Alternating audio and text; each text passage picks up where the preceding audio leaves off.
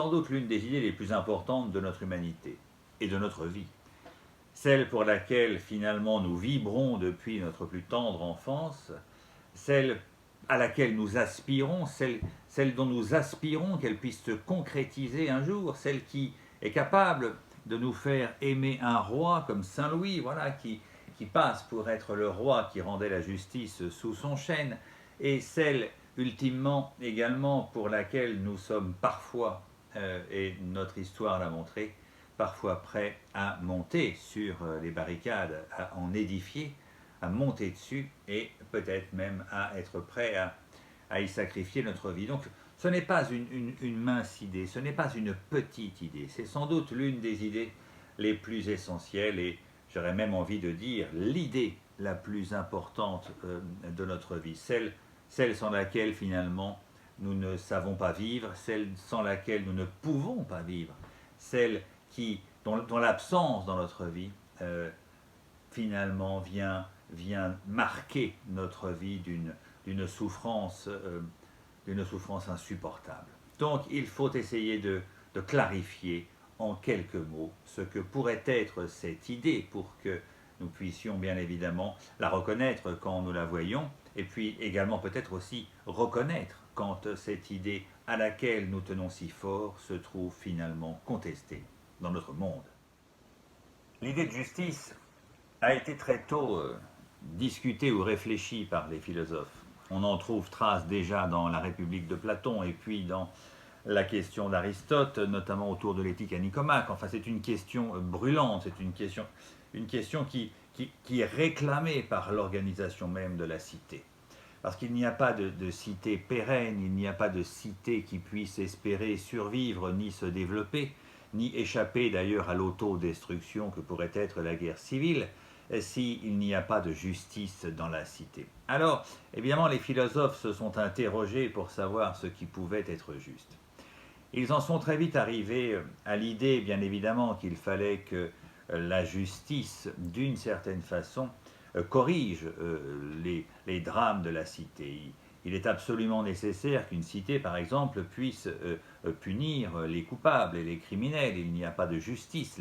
La première revendication de la justice pour les citoyens, c'est évidemment la revendication que les fauteurs de troubles, les criminels, les délinquants, comme nous pourrions dire aujourd'hui, soient évidemment punis, ce qui d'ailleurs interroge notre propre conception de la justice. Voilà.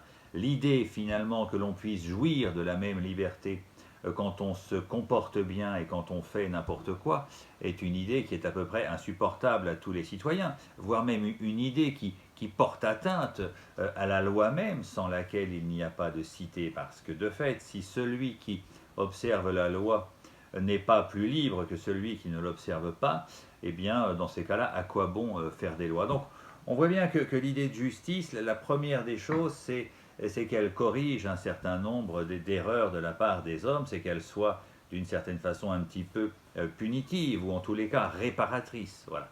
Par ailleurs, quand quelqu'un a subi un préjudice dans tous les tribunaux, eh bien, nous réclamons justice, c'est-à-dire que nous réclamons que le bien qui a été détérioré ou qui a été détruit par quelqu'un, eh bien que ce bien nous soit rendu, puisque de fait nous ne souhaitions pas sa destruction et nous en avons plutôt été privés par quelqu'un. Donc il y a toute cette dimension de la justice qui est évidemment au cœur de nos tribunaux, qui est sans doute une dimension absolument essentielle dont nous ne saurions évidemment pas nous passer. Mais en même temps, les philosophes ont très vite compris que la question des tribunaux, la question de la loi, ne suffisait pas à établir la justice, parce qu'en réalité, les hommes ne sont pas tous égaux. Donc il faut aussi protéger une certaine forme d'égalité, et pas seulement devant la loi, mais d'égalité devant les conditions de la vie.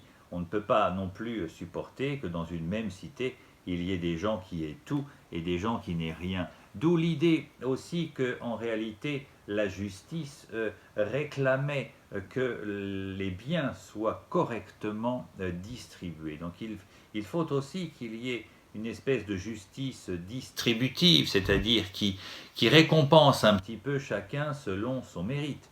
Alors s'il n'est pas absolument injuste que celui qui travaille plus, que celui qui qui consent à faire plus d'efforts soit rétribué mieux que celui qui travaille moins ou que celui qui fait moins d'efforts. Ça, je crois que personne globalement ne le contesterait. Mais l'idée que quelqu'un puisse être absolument démuni, puisse être privé des ressources nécessaires pour vivre face à quelqu'un qui lui jouirait de tout de façon égoïste, en s'accaparant bien plus que ce dont il aurait besoin, eh bien cette idée-là aussi nous paraît évidemment difficile. Alors, ces théories de la justice chez les philosophes ont donné lieu à de nombreux développements, jusqu'au dernier, sans doute l'une des plus célèbres, c'est la fameuse théorie de la justice de John Rawls, qui essaie de concilier précisément la question de la liberté et la question de l'égalité. Et on voit bien en lisant un peu Rawls que ces deux choses-là ne sont pas si faciles à clarifier. Mais en même temps, il se pourrait fort bien que les philosophes aient complètement complexifié cette notion de justice et qu'ils aient peut-être manqué un petit peu l'essentiel. C'est ce que nous allons voir pour terminer.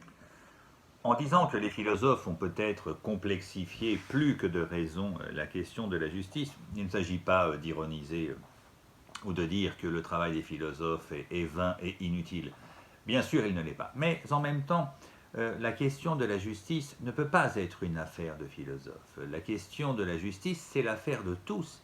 Il faut donc réussir, non pas à produire des théories extrêmement complexes de la justice, que seuls quelques philosophes pourraient prendre la peine de lire ou de comprendre, mais il faut au contraire essayer de définir suffisamment clairement la question de la justice pour que tout le monde puisse comprendre ce qui est dit, et voire même que devant une définition, tout le monde puisse se dire mais c'est bien sûr, voilà qui est bien dit, mais c'est exactement ça que nous comprenons comme justice. Il faut que la justice soit en réalité extrêmement simple si nous voulons pouvoir en faire le fondement de notre cité, c'est-à-dire si nous voulons pouvoir faire en sorte que chacun la reconnaisse dans ses principes, dans ses fondements, et que personne ne trouve la définition contestable.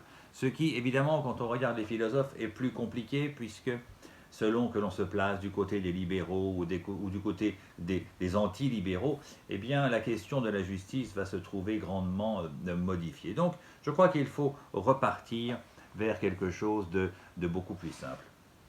Et pour cela, eh bien, je crois qu'il faut peut-être se rappeler que la justice est sans doute l'une des premières idées que nous avons dans notre existence humaine et que nous l'avons depuis l'enfance. Et que sans doute pendant l'enfance, cette idée se présente à nous de façon absolument simple. Alors essayons de clarifier très rapidement l'idée qu'un enfant peut se faire de la justice. Eh bien, je crois qu'un enfant finalement prend contact avec le monde des adultes par une expérience assez douloureuse, qu'est l'expérience de l'injustice, et notamment cette expérience qui lui tombe dessus lorsqu'il se retrouve injustement puni pour quelque chose qu'il n'a pas fait. Cette expérience-là apparaît en général vers l'âge de raison, c'est-à-dire au moment où l'enfant, parce qu'il maîtrise une langue, commence à raisonner, c'est-à-dire à établir des rapports entre les choses. Et dès qu'il établit ces rapports entre les choses, malheureusement, il commence à comprendre peut-être que ce pourquoi il est puni n'a pas beaucoup de rapport avec ce qu'il a fait ou réciproquement. Et donc très vite, je crois que cet enfant arriverait à définir la justice de façon assez simple, ce qui consisterait à dire la justice, ça consiste à ne punir personne pour quelque chose qu'il n'a pas fait. Voilà, ou à ne pas punir quelqu'un pour quelque chose qu'il n'a pas fait.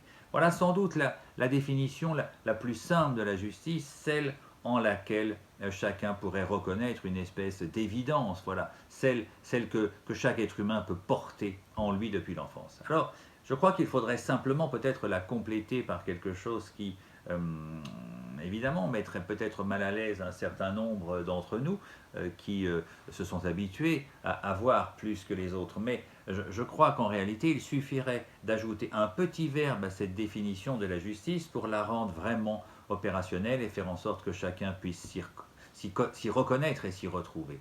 Je crois qu'il faudrait simplement dire que la justice consiste à ne punir ni récompenser personne pour quelque chose qu'il n'a pas fait.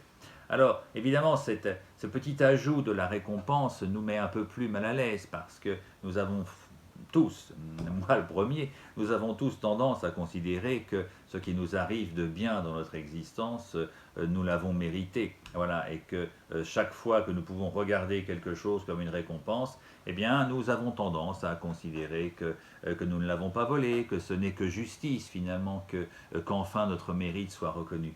Mais je crois en réalité que bon nombre de gens jugent également que leur mérite n'a pas été reconnu et que parfois ils ne se trompent pas toujours. Et qu'en d'autres termes, nous ne pouvons jamais être absolument sûrs que nous méritions absolument nos conditions de vie, nos réussites, et pas plus que nous ne pouvons être sûrs que nous méritions absolument nos échecs. Donc je crois que de fait, derrière ce petit ajout, que nul ne soit puni ni récompensé pour quelque chose qu'il n'a pas fait, est évidemment une définition de la justice qui est extrêmement simple, dont chacun reconnaît, me semble-t-il, la vérité que nous portons en nous depuis que nous sommes enfants, mais peut-être que malheureusement, à force de grandir, de vieillir et d'entrer dans le monde des adultes et dans ce monde de la société qui n'est pas toujours exemplaire et qui ne dit pas toujours la vérité, eh bien nous sommes petit à petit habitués à trouver que les récompenses qui arrivaient dans notre vie étaient toujours méritées et que, à force de nous habituer à cette pensée, nous avons peut-être dérivé quelque peu de cette vérité première de la justice que je vous invite donc à essayer de retrouver. Que nul ne soit puni ni récompensé pour quelque chose qu'il n'a pas fait.